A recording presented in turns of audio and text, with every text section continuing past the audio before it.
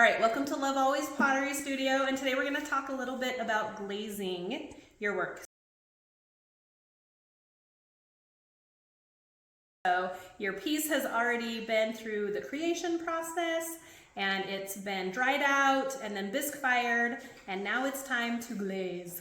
And so I'm just going to show you the technique for traditional glazing and kind of like rules and procedure for the studio so that you'll know what to do. So first, you're going to want to select a glaze color, I guess. And so over here on the shelf, you can see all of the variety of colors. They're in order and they correspond the same with what's going on the shelf. The very first ones are, the first three are not food safe. So if you want to make something for your kitchen or that you're going to eat off of, obviously don't use those. They are not food safe. Also, the very top first row are the ones that run. And so there's some different rules that you have to take into consideration when a glaze is runny. Most importantly, you just put them only like at the top of your pot. For sure, all of them need to be at least 3 inches above the bottom of the pot, but the ones that like run a lot, these first, like Ivory, Crystal, Crystal Aurora, Peacock, Blue Moon, which we will discontinue and won't have it back. So if you want to use it now. Root Beer, Red Gold, Gunmetal, those ones are the most runny, for sure. All of those ones really just need to be only on the rim of your piece, so like this far down. All the other ones that run can be at least like 3 inches up from the bottom. And then the rest of them, that goes up through the black. The black is the first one that becomes stable. And then the rest of those are stable glazes, and they can be glazed all the way down to the bottom, towards the bottom of your pot. Like 1/4 of an inch from the bottom of the pot, which will touch the kiln shelf, you need to have that glaze up about 1/4 of an inch from there, just in case. And if glazes are thicker, they're more apt to run. And sometimes different glaze combinations, like if you put one glaze over top of another glaze and they're both normally stable, they might have a completely different reaction. They might turn runny. So you kind of got to watch that and be careful. But you can see we have lots and lots of different glazes to pick from. Some of them are matte, some of them are more opaque. Just, take what you want. Each of them has a nice little card with it that does give you a little bit more information. General rule of thumb, when you apply glaze, you're gonna want 2 coats of glaze. First layer, you wanna do like one direction, and then the second layer, you wanna glaze the other direction. And that will give you the best coverage on your piece. Anyway, let's pick some colors and get started. All right, you've got your water to clean up and your brushes and your glaze selected. And the next thing you're gonna do is open your glaze. And here's the deal. On occasion, they're really, really hard to open and they won't open up. If you run into that, the very best thing, it's just like your bottled jars at home. Run it under hot water and the lid will pop off. So we're gonna head to the sink and get this one to open. All right, so we've got the lid to release now just from running it under the hot water. One thing that can help avoid that problem in the future is when you clean up your glazes, make sure to wipe the rims down well, and then don't ever shake the container that has the glaze in it. And then the other people in the studio will be happy that they don't have to deal with the lid sticking. So just help each other out and keep things as clean as possible. Next thing we're gonna do is you're just gonna stir the glazes. You wanna get them nice and stirred, everything incorporated, scrape the walls down and get everything mixed in. Once it's all mixed, and so some of them, this one was already pretty darn mixed. There's not gonna be a lot going on to it, but some of them separate a lot and they require a lot more mixing. And some of them you look at and they look like they're gonna be super duper thick, and then you stir it and you're like, how did that magically turn to liquid? I don't even know what's going on here.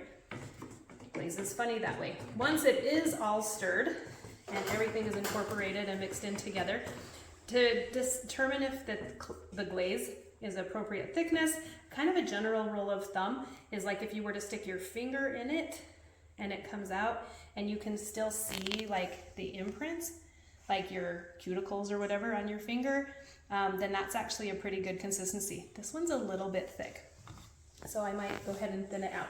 You don't get to thin out the glazes in the studio. If something needs to be thinned out and you're worried about the thickness of it, just shoot me a text, give me a call, I'll come out and take care of it for you if I'm not here. So, another way to look at it is it should be about the consistency of like a thawed milkshake. Like if your milkshake melts, then it's pretty good. So this one might be a little thick, but not really too much. So, and different colors are a little bit different too. So I need to stir this one, or is it ready to go? So stroke and coats require no stirring. They're always just kind of ready to go. So if you don't get all of the sediments mixed in to the glaze, then it's going to be a little bit, your color is going to come out a little bit different each time. And then also what's like left in the bucket and somebody else does mix it in more thoroughly, then they're going to end up with a little bit different color. So to keep things consistent, always thoroughly mix all of the glazes before applying them. All right, now we can apply the glazes. I prefer these fan brushes when I apply glaze. I just feel like I get a better, like a thinner coat for my first coat as opposed to like the chunky brushes, and I just like the way it goes on better. When you're applying glaze to bisqueware, your bisqueware is very, very, very porous, and so it's gonna like suck up the glaze and the moisture from the glaze really, really quickly. And so you want to put it on in kind of a fast, long stroking motion to get that coverage to happen. And I just remembered, prior to applying the glaze, it's a good idea to rinse your piece, your bisqueware, just to get any dust particles off of it. And so that, because if there are dust particles on it, it like prevents the glaze from being able to really like attach to the pot, and so you may end up with like spots where there's no glaze, and that's not really pleasant. Also, you can sand your bisqueware. Like if you get it out of the kiln and you've got like some bumps or boogers or something you don't like, it can be sanded at that point too. So you can sand it, rinse it. When you rinse it in the sink, just a quick dip under the water. You don't want to like saturate it and soak it, but just a quick dip, quick rinse, and then you're ready to glaze. Susan, what if I use different colors for the first and second layer? You can totally do that. That is absolutely allowed. And what will happen is a surprise. Different glazes react differently together, and so you're welcome to try some things out. I can show you a couple of examples of things I've done. So this piece here, I did the whole pot. The undercoat is Smoky Merlot, and then I put Blue Rutil over the top of it. And I really, really love how this color turned out. And I love the way it interfaces with the slip casting that I did and those kinds of things. This one is Blue Rutil just all by itself. And so you can see it completely changed the glaze, but there's still some similarities, which is kind of fun. So what happens if my glaze does run or it's too close to the bottom? So what happens if your glaze does run too much and it is too low on the pot or too thick on the pot is kind of sad. So this piece, everything on it ran, and it ended up, I had too thick of clear coat over top, and it ended up muting out all of my floral colors. But the worst part is that it also stuck to the kiln shelf and ended up ruining and destroying my pot. So that super sucks. And when that happens, if your pot does that, lucky you, you get to pay to clean up the kiln shelf. And it's not an easy process or an inexpensive process. So if you follow the guidelines and rules, you'll avoid those kinds of mishaps most of the time. All right, so something to note, if your glaze is like a brown glaze that comes out brown, it's more like when you look at it in its wet form, it's quite red. Those tend to go on a little bit thicker. So those you kind of got to watch a little bit. And this lovely piece here, if we'll remember, we have to stay up at least a ½ an inch from the base. And so this glaze is going to have to be wiped back and cleaned up so that you're up here at least a ½ an inch from the base. If you glaze all the way to the bottom like this and your foot comes all the way down, then this will stick to the kiln shelf in the firing process and it will become one with the kiln shelf and your pot will get ruined. And so we don't want that to happen. So make sure, #1 rule of the studio with glaze, clean bottoms only. Clean the bottoms of your pot. This has some glaze residue on the bottom as well, which is not a big deal. Like when you glaze, it happens, it gets on there, but it does all need to be wiped up. And the other thing with these really heavy red glazes is it will stain the clay. And so even though we'll get it wiped off really well, there will be a little bit of stain or residue that happens there. So if in doubt, you're like, hey, Andrew was like, hey, I only did one coat, but it looks pretty thick. And it kind of is thick. So I would still put a second coat on here. He did his strokes this way. So the second coat, make sure the strokes go this way, and do the second stroke coat, kind of a very thin coat. But that way he'll have maximum coverage because there is a lot of texture going on with this pot as well. The other thing to remember about your coats of glaze is the first coat has to be completely dry before you start the second coat. So I did put my second coat on here, but my second coat is still wet. Like you can see that it's mostly dry down in here, still wet on the rim. So we're gonna have to wait for this to get completely dry before I am gonna put a second coat of the blue Rutil on top. So it technically ends up being three coats total. 3 nice thin coats, really 2 to 3 nice thin coats really is your very best option. The other option that you have is dipping your pieces into the glaze rather than brushing it on. Now these glazes that are in the big red buckets, they have enough depth to the glaze that you could potentially dip your piece. And if you want to do that, currently at this studio we do not offer the option of using wax resist on your pieces prior to dipping, which is a common practice. So if you want to dip in this studio, you just go ahead and dip your piece. Dipping it counts as 3 coats of brushing. So 1 dip, you're good to go there. And then you have to wipe off all of the excess glaze from the foot and the bottom of the piece to make sure it's safe before going in over to the kiln shelf. If I notice a piece on the glaze shelf, but it's not cleaned properly, if your bottoms are not clean, or if I'm afraid that it's going to run, I actually just won't load it in the kiln, and it will have to wait until you can come in and fix the glaze and make it to the next kiln cycle, possibly. So just follow the rules and do the things.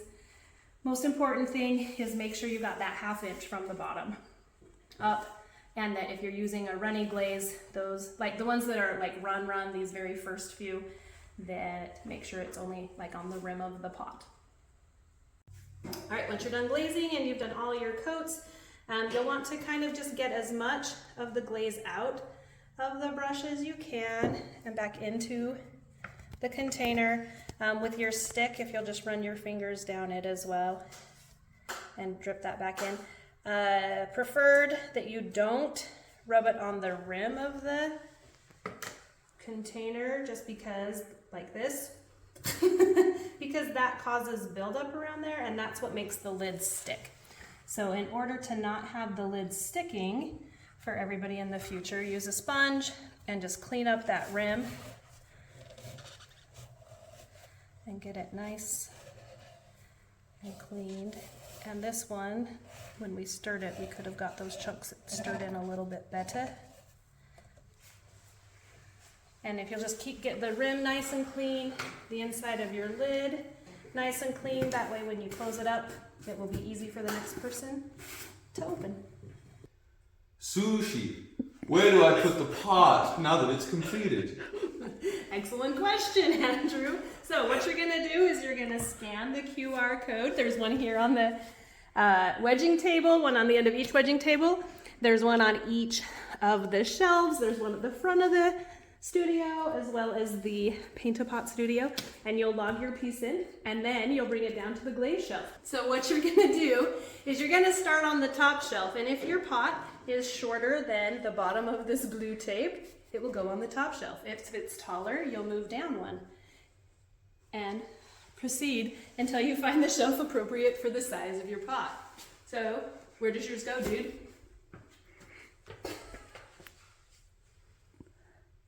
This one. All right, something I didn't talk about earlier is cross-contamination. So if you're deciding to use just one color on your pot, makes everything a lot easier. Just keep everything clean.